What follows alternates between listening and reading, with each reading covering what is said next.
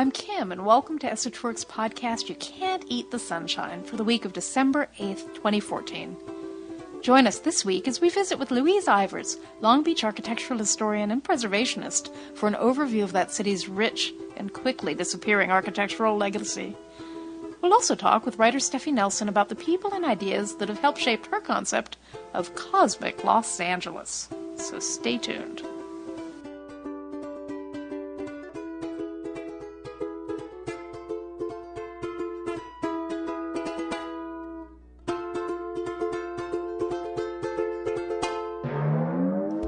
Can't eat the sunshine, but you can make a beeline for the best of the coastline. La la la la. Skid Row, Solano Canyon, the Doria, and Pico Union, the long-lost neighborhood called Hermina, between South Pass and Highland Park, Grand Central Park. It is divine. You can't eat the sunshine, but it's a gold mine.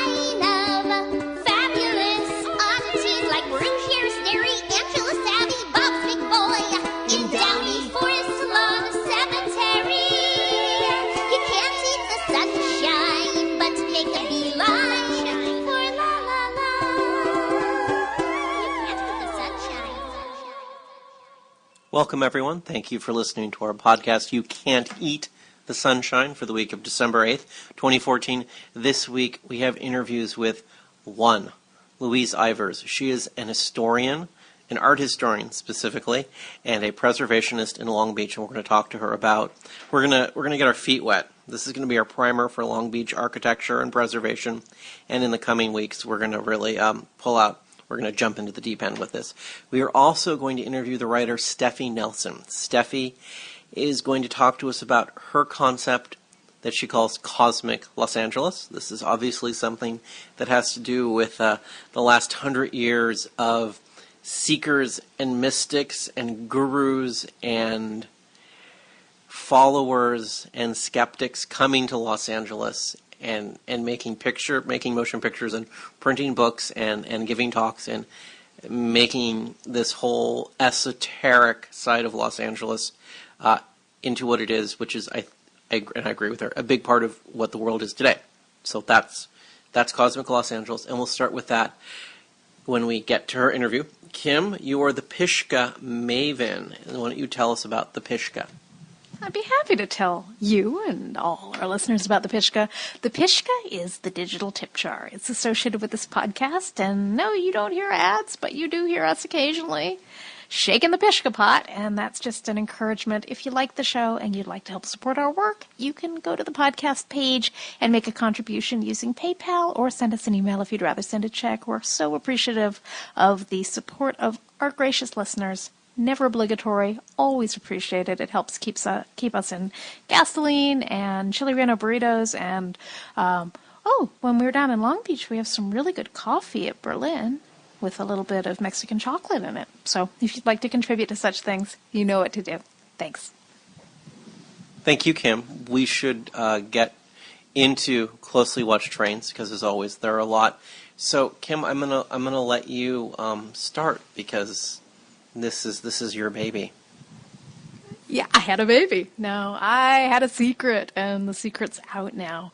Well, I was getting ready to begin outlining some of the ideas I had for the sequel to my novel, The Kept Girl, which was about 1929 L.A. and the young Raymond Chandler and the real-life Philip Marlowe chasing after some cult members who I'm quite fond of.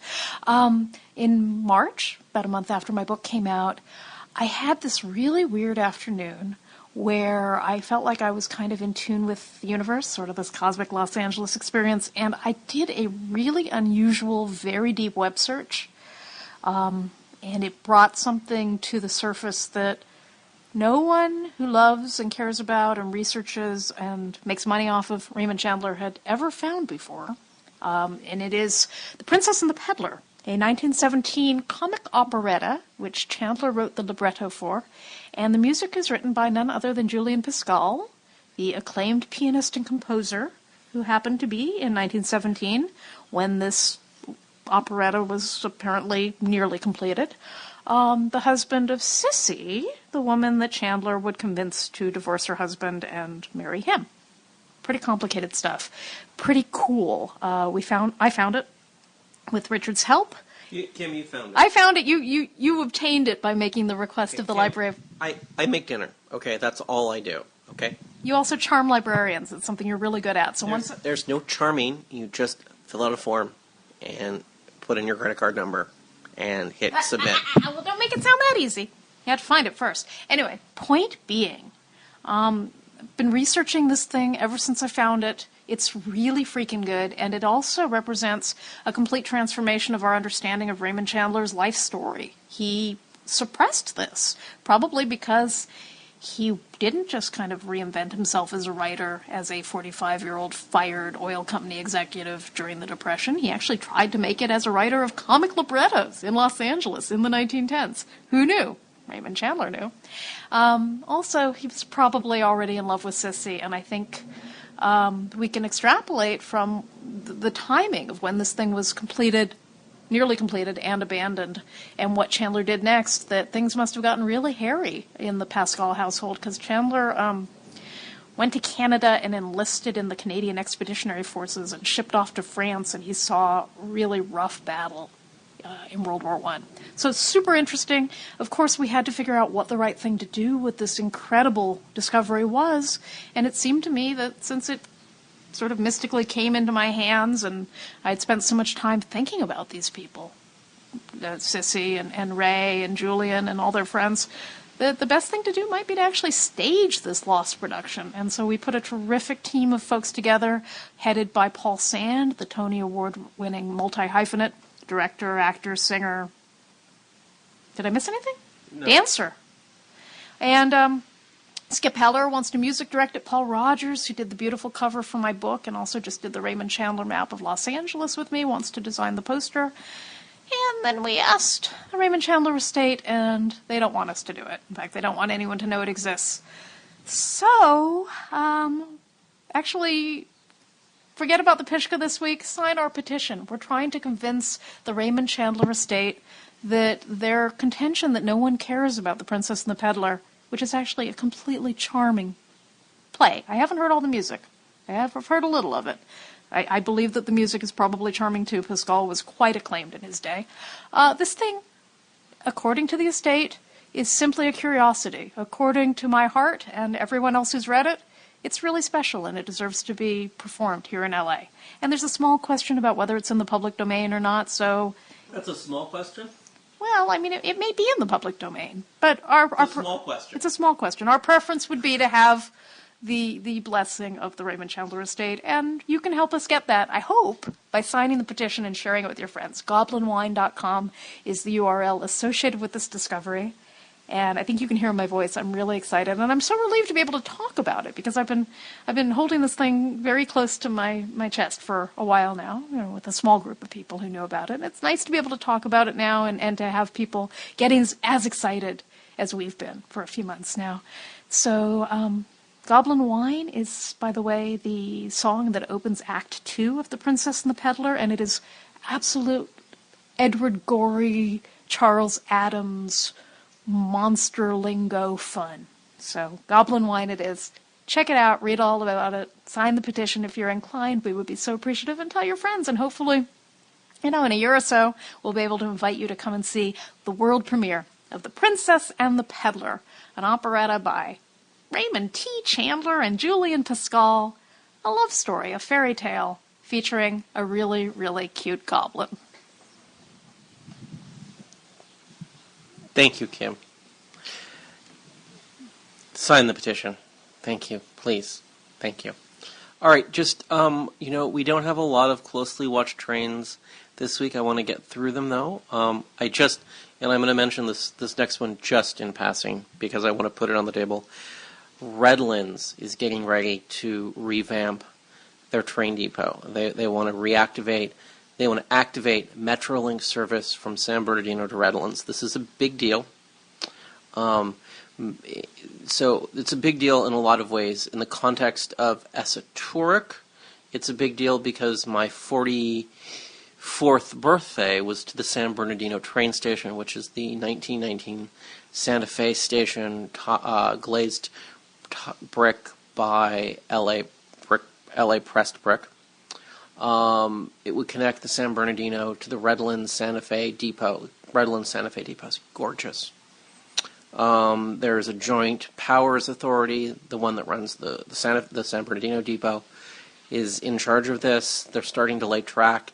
And I just want to throw this out here. The Redlands Conservancy is deeply concerned about the impact of construction and the trains and the vibrations on 19th century Redlands, which is a gorgeous downtown, and probably will be a focus of a lava or esoteric event in the next 6 to 9 months. So I'm just putting that on the table. I want everyone to start thinking about 19th century downtown Redlands and the Santa Fe Depot, which is gorgeous. Wait a second. I mean, didn't there used to be trains barreling past these 19th century buildings? What's the problem? Okay, Kim, there's a lot of concern about the impact on the buildings. Okay, all right. I know, honey. I'm just playing devil's advocate like you do with me sometimes. Okay, that's very cute. So the next closely watched train is going to take the form of an anecdote. So I noticed, Kim, you sent this to me, article in the Downtown News.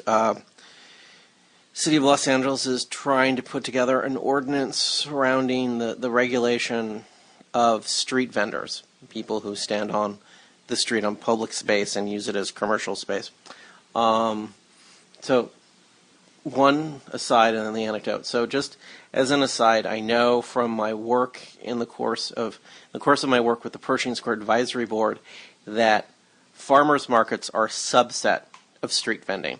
A farmer's market is taking public space and temporarily turning it into a commercial space. So this would fall under that ordinance in general. I know from my work with the Pershing Square Advisory Board, which works with the farmers market in Pershing Square, I know that everyone who likes farmers market should hope this ordinance takes forever to be done. Because when it's done, I've been assured by the bureaucrats who are working with the city attorney's office, when the city attorney figures out how to do this and the bureaucrats in charge figure out how much to charge farmers markets under a unified ordinance, there will be no farmers markets because it will be too expensive. So this ordinance will basically put the farmers markets out of business because it will just impose all this structure and all these fees and no one will do it.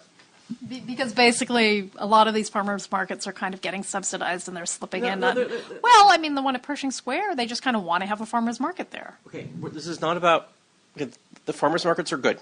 This is all farmers markets, but you know, if you want to activate a public park and maybe make it a little hard for the homeless to hang out down at the South End, you put in a farmers market.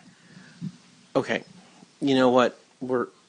I have my stuff to get to my story, but I just want to say, people that like farmers markets, you should meditate on this ordinance taking a long time, because I've sat in meetings with the bureaucrats who will oversee it, and they assure me that no farmers market associations will pay these fees, and the farmers markets will go away, which would be really sad because I like the farmers markets. And we'll reserve a discussion of how the farmers market in Pershing Square is used as a tool by Louise Capone to harass those experiencing homelessness for another time. But I do have to tell my story, which I think I've been waiting. What year is it? It's 2014 still? I've been waiting 5 years to tell this. It's 5 years. 6 years. So in 2008, maybe it was 2009. It's the beginning of 2009. Beginning of 2009, Burt Green asked me if I would take over the downtown Los Angeles Art Walk. And I said, yeah, you know, we've been working on the Art Walk with the bus. Volunteering, running the shuttle, the floating salon shuttle, which was a lot of fun. And I said, you know, I've been to enough meetings. I really feel like I understand the challenges facing art, which are manifold. And yeah, if I can put it into a nonprofit, I'll take it over. And he said, great. And so we go down this road, and there are all these problems, as there always are, and so we're like 2 months, maybe 3 or 4 months away from the transition, and